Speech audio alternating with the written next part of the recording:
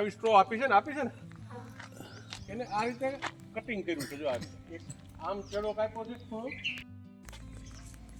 આ રીતે કાપ્યું છે બરોબર. આવો જીભી જેવો ભાગ છે ને.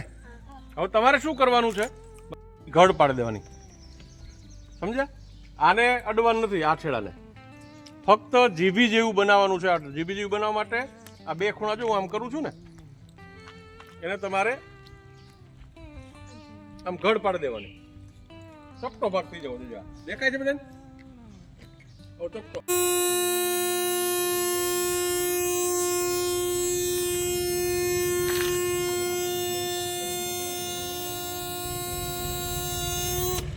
ચાલો, શું થયું? હે? સિસોટી વાગ. આ મંત્ર છે. હવે મધ્ય જોવો.